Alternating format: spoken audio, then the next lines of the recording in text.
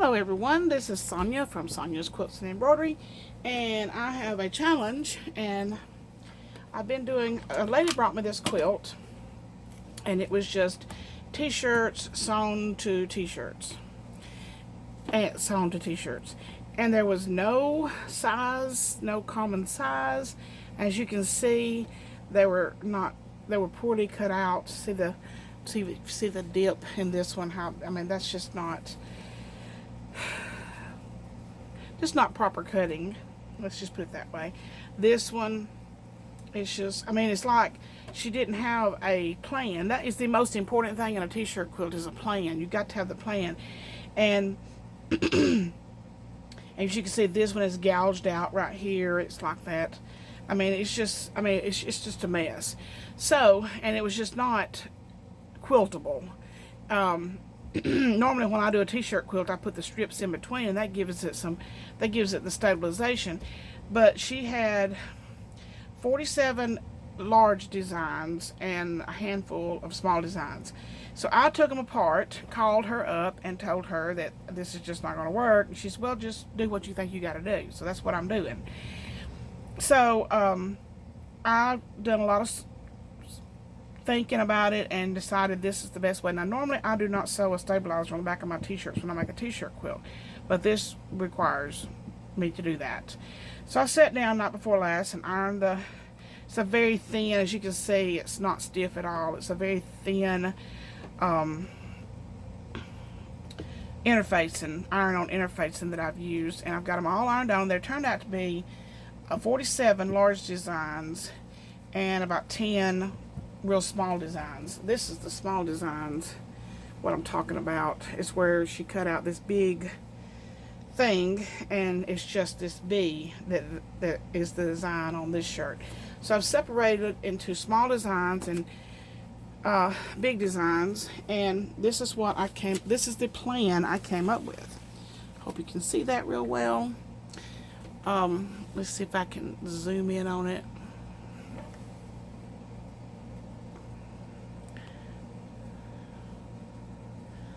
Okay, can't zoom in.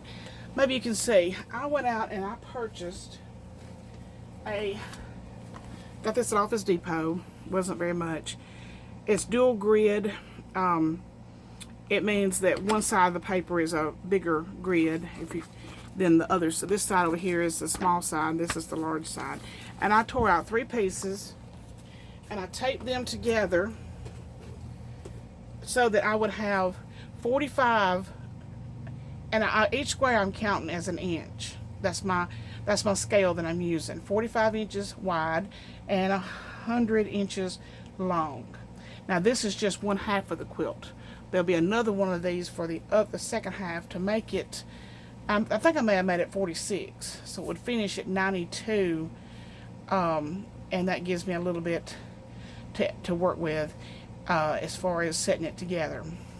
Now, I have already squared up the best of my ability, because it was not a good cutting job. I've squared up my squares, and these are in order. Let me turn these over. And I have placed them in the order that I've cut them. And I've got a number 1 on the back of this. Now this one, I measured it. And let me measure it again to make sure before I tell you how I cut it. This one is 13 by 9. 13 inches by 9. And I have coded, by putting the 1 on the back, I know that this piece goes right here. That's 13 by 9, and this piece fit. And I just crossed it out instead of coloring the whole thing in. I just crossed it out, put the 1 right there.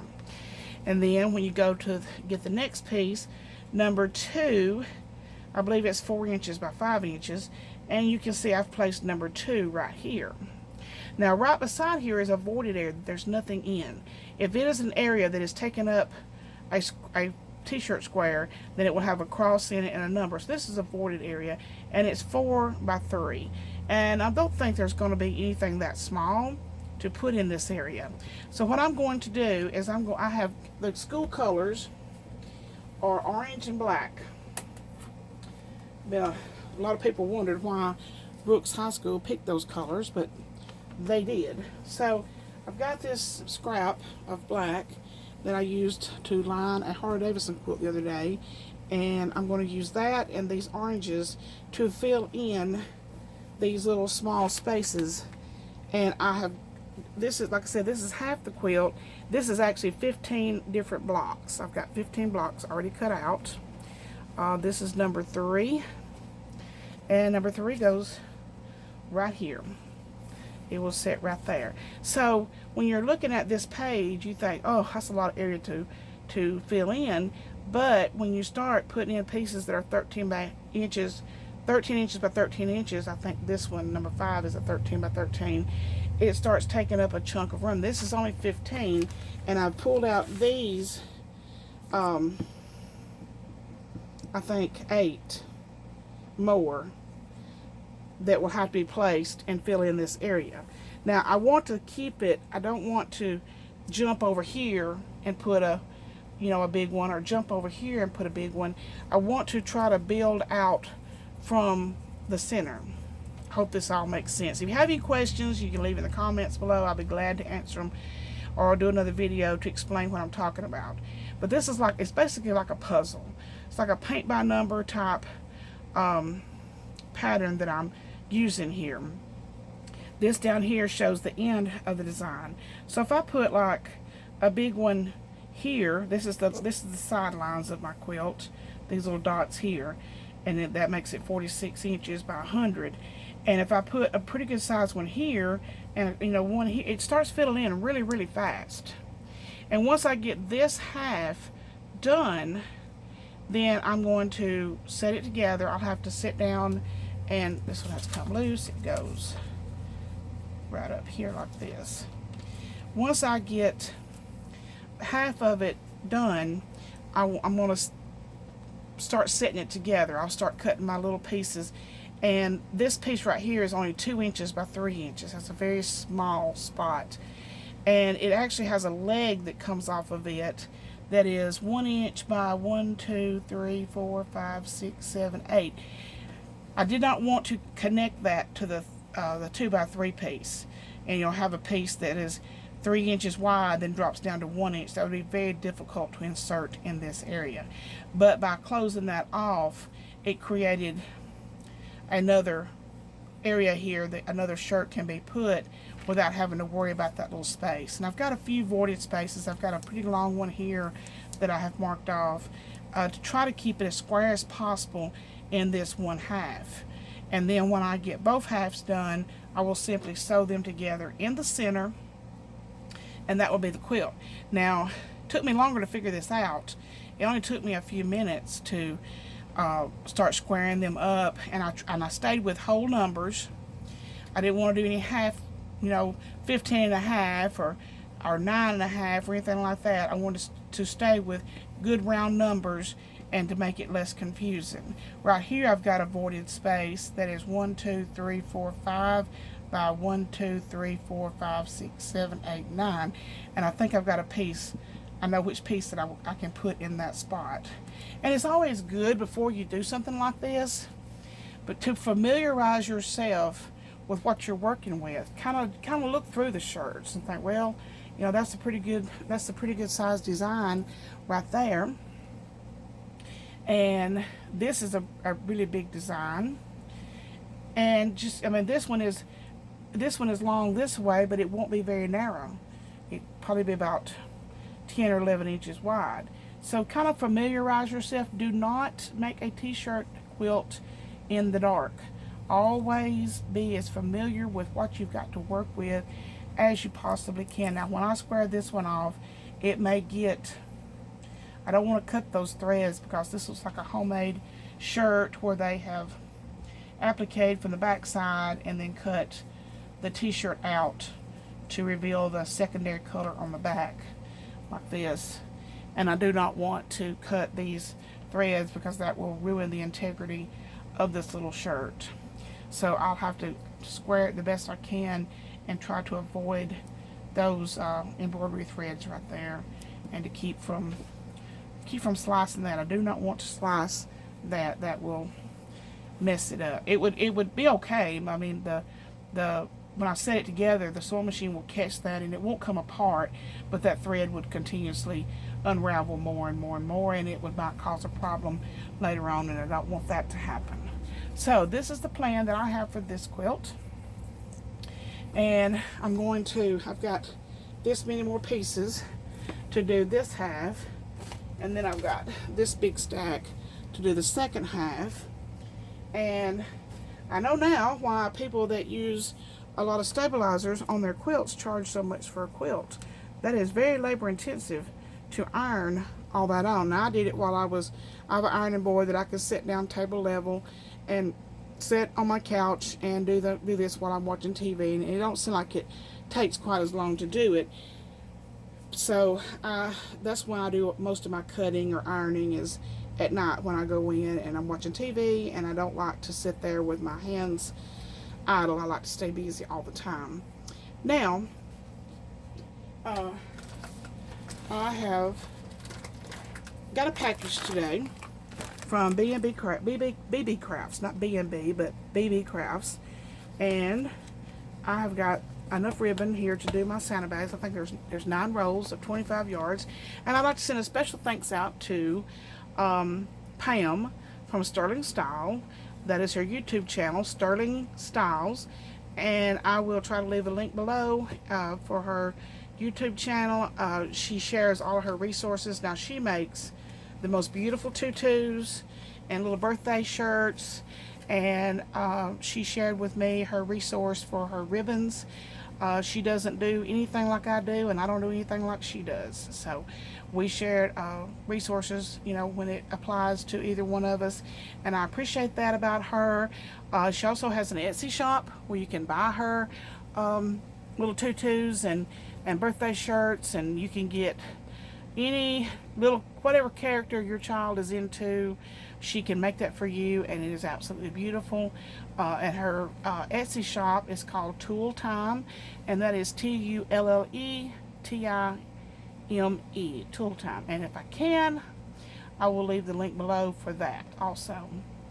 I will do get this half finished, laying it all out, and then tomorrow come back, or maybe later tonight, depends on how fast it goes and how well, unless I get aggravated. I can't sew when I'm aggravated, and see how well my plan is going to work out. And if it works out, take it and run with it. This type of quilt is more not really labor intensive. It's just it requires a lot of thought, and it requires a lot of, let's place this one here, will this one fit there, and that sort of thing. So, if you have any questions, leave a question in the comments below. I'll be glad to answer any question that you may have about my process here. You can use different colored pencils. I bought a pack. I'm only using the blue. These were on sale at Office Depot yesterday, 12 of them for $1. And I can color code it to where it's not looking like a whole bunch of it's not running together. I could have used red and blue and green and orange and brown or whatever, so it would be more distinctive, but I can tell what I'm doing here, so I didn't need to color code it. But it might be less confusing to do it that way. But anyway, I appreciate you watching, and I'm so happy that I got my phone straightened out, that I'm able to video now. Apparently I had a glitch on my Facebook account, and it had used up all the storage on my phone to where that I could not even take a picture. I had no pictures, no videos on my phone. I had deleted down to the bare minimum of apps, no games, nothing on my phone that would hold up the storage, and that didn't help. So it took a nice tech guy down in Baton Rouge, Louisiana with AT&T to get that all sorted out for me today. And so I can record very long videos now, but I just wanted to show you my plan for this particular quilt. I would not have, if the shirts had come to me uncut, I would not be doing this design. I would be doing my old reliable design, because that's my prices are set for my particular style making a quilt. But unfortunately, this was already sewn together, and it was just like a humongous rag. It really was. It was, I mean, it was no thought put into it, no plan put into it. If you're watching and this is your quilt, I don't mean anything by that. It's just, it was not quiltable the way that it was. I mean, I'm not saying it wasn't. I mean, it was quiltable, but it would have been a mess if we had quilted it that way. So anyway, I'm gonna get back to my work here, and I appreciate it. Please hit that subscribe button if you found this video useful. Hit that bell notification and give me a thumbs up if you like to. Share this video, and when I get to 250 subscribers, I will be doing another giveaway. I did do the giveaway of the quilt that the throw, and I gave it away on my birthday. And I either shipped it that day or the next day to a lady in Arkansas. I can't remember her name off the top of my head right now, but I hope she has received her quilt.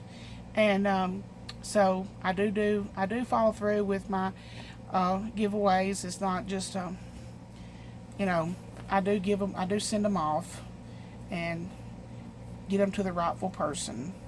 So I'll be doing another one when I reach 250, and that should not be very long at all. I'm easing on up there. It's not the more subscribers you get, the more the faster they start coming in. So anyway, I appreciate it, and I will finish working on this and get all these shirts into this one half of the quilt, and then I will start setting this half together.